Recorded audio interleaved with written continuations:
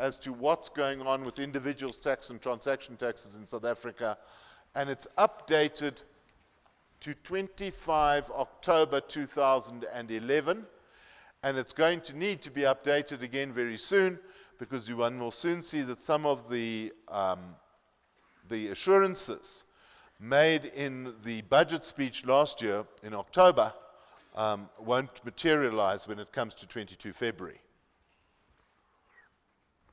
Again, you can Twitter, and again, please can I invite you to the webinar dealing with the update on this 15 minutes after the Minister of Finance stopped speaking on the 22nd of February. Just send an email you'd like to participate to g.yamisa@ru.ac.za. And you'll get the update of this with all the graphics and the new show.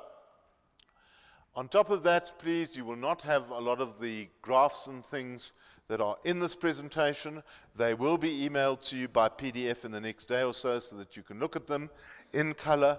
But if we tried to print them all, I'm sure we'll push up the SAPI share price. That's why we didn't do it. Right. Gone maybe. Okay, that's one side of looking at it. The question is, what did he represent? And some people say it was just a load of bull. When one looks at the president at the moment, the president is actually wrestling with something.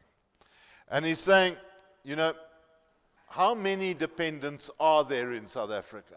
And when we talk about 50 or so dependents of the presidents, we're actually talking about 50 million dependents. Because out of the 50 million people, there are 1.4 million disabled, 3% of the population. 2 million AIDS orphans, 4% of the population. Then 10 million children who require a child grant with 100,000 new applications a month. That's that block. Now, we've been paying for them for some time, and we can afford that. I'll show you now. Then there are 8 million kids whose parents can afford them and do pay for them. They represent another 16% of the population. And then there are 2 million geriatrics. Okay? Fortunately, they join the system as fast as they fall off the other side. So that takes you up to about 50% of the population. And there we have lived for some time. The problem that Zuma is experiencing at the moment and fighting with at the moment is that the 10 million under 18s on child grants are turning 18 at the rate of 1 million a year. And they are joining the ranks of the unemployed, 4 million and counting, and the economically inactive, that's those who haven't applied for a job within the last 30 days, that's another 20% of the population. And the over 18 population is growing at an incredible rate with no jobs, but they have a vote and a cell phone. And they're worried about that because that's the lot that can vote them out next year. And that's where they are seeking to perform. And that's why we get all these 20 times that we hear compatriots in the president's address last Thursday. He's trying to inspire that 15 million, that group of 15 million people who are starting to get angry. The employed people, well, 9 million live below tax threshold, don't pay any tax at all. And to pay tax, we leave it to about 4 million taxpayers, of which 3.5 million earn below 500,000 per year, the middle working class. But when we look at how many wealthy people there are, it is a mere 150,000 taxpayers who earn above 500,000 rands a year. That tiny little red block up the top. And that's what's expected to pay for the whole lot. And what we've got is we might have the most powerful popular leader we've ever had, and he can say, Juju, you're time to grow up, boy. And I've got a new partner in China, you know. But the question is, who's going to pay? And if one looks at the regeneration of South Africa, that was supposed to be the job for investigating by Trevor Manuel. But another thing that we find is that we have all sorts of economic policies, but everybody pulling in different directions.